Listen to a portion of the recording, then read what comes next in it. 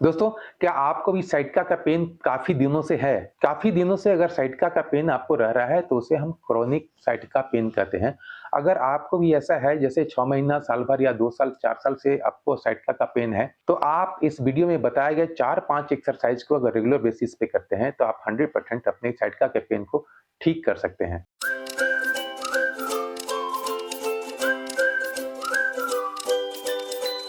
नमस्कार दोस्तों, मेरा नाम डॉक्टर मुकेश कुमार है और आप देख रहे हैं संजीवनी हेल्थ सॉल्यूशन। आज की इस वीडियो में हम यही बताने वाले हैं कि अगर आपको क्रोनिक साइटिका पेन है या फिर लोअर बैक पेन है, क्रोनिक लोअर बैक पेन साथ में आपको साइटिक नर्व के दबने से जांघ में, काफ मसल्स में या फुट में दर्द हो रहा है, तो आपके लिए ये वीडियो बहुत महत्वपूर्ण रहने वाला है। तो वीडियो को और एक्सरसाइज को सही से देखेंगे, उसको समझेंगे और उसके बाद उसको अप्लाई करेंगे। वीडियो बनाने का मेन मकसद ये होता है कि आप अगर अप्लाई करते हैं तो आपको रिजल्ट मिलता है। आप जानते होंगे कि साइटिका का पेन हमारे लोअर बैक में L5 और S1 के बीच में डिस्क बल्ज हो जाने की वजह से होता है।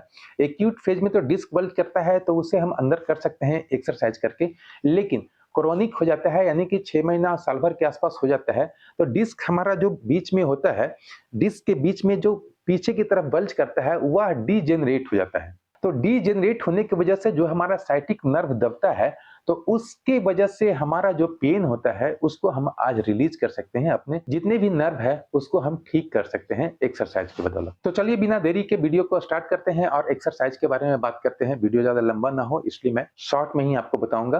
दोस्तों, इसमें जो पहला एक्सरसाइज करना होता है वह यह करना होता है कि अपने दोनों पैरों को हम इस तरह से मोड़ लेंगे। उस पैर को अपने चेस्ट, नी टू चेस्ट कहा जाता है। आपको अगर नी का प्रॉब्लम है यानी कि घुटने का भी प्रॉब्लम है तो यहाँ पर से पकड़ेंगे, और अगर घुटने का प्रॉब्लम नहीं है तो आप यहाँ से पकड़ेंगे। ठीक है, अब हम इसको अपने चेस्ट की तरफ करेंगे। बिल्कुल उसी सीक्वेंस में करें जिस सीक्वेंस में मैं बता रहा हूँ, क्योंकि आपका जो नर्व दब रहा है उसको ठीक करने के लिए सीक्वेंस का होना जरूरी है, और उस सीक्वेंस में अगर करेंगे तो आप 100% ठीक कर सकेंगे अपने नर्व को। इस एक्सरसाइज को करने के लिए हम इसको यहाँ पर पकड़ लेंगे। मुझे ले जाना है, जहां तक ये जा रहा है वहां तक ले जाएंगे।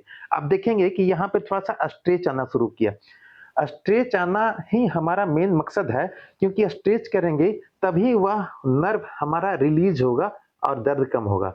ऐसा नहीं है कि बहुत ज्यादा पूरा स्ट्रेच कर देंगे। क्योंकि मुझे दर्द नहीं है इसलिए मैं यहाँ तक कर पा रहा हूँ, हो सकता है आपको दर्द होगा, तो इस तरह से आप करने में स्ट्रेच महसूस होने लगेगा तो वहां तक रोकेंगे। 10 तक काउंट करेंगे। 10 तक काउंट करना जरूरी है और उसके बाद फिर रिलैक्स।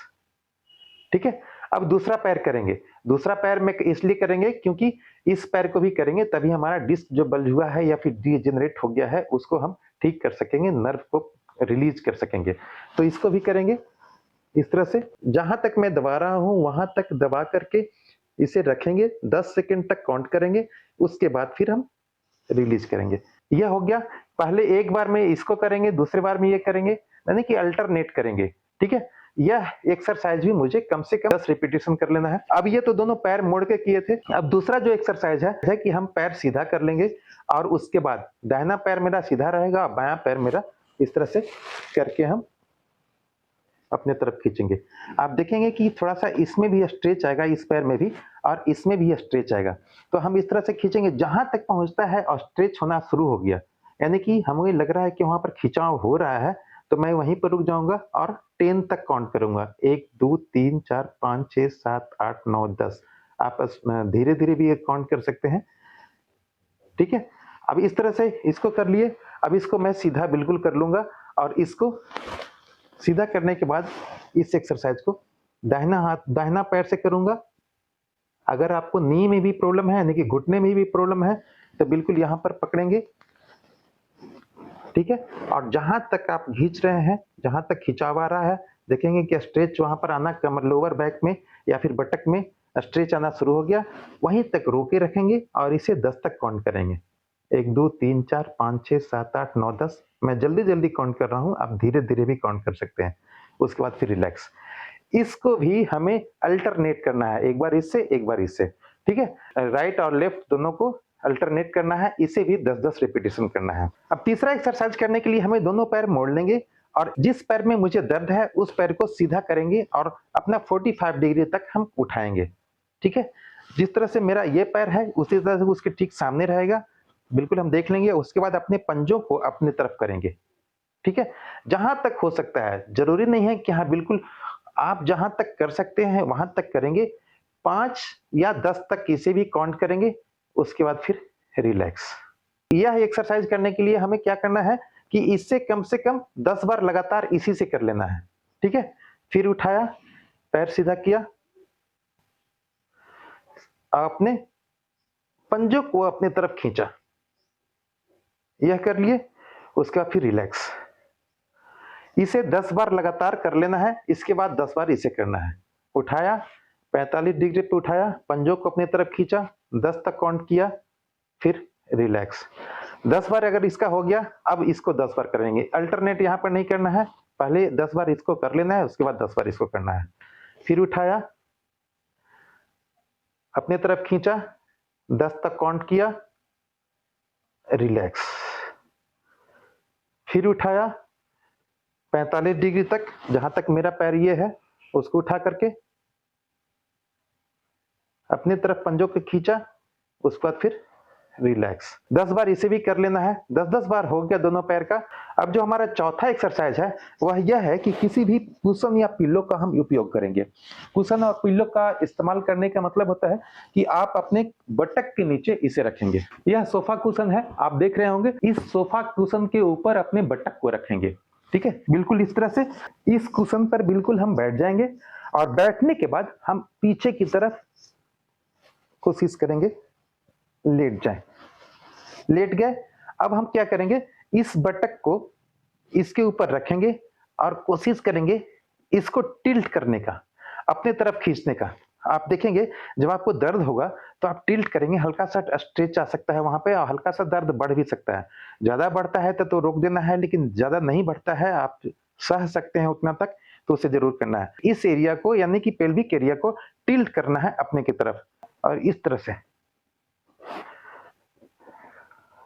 से किए,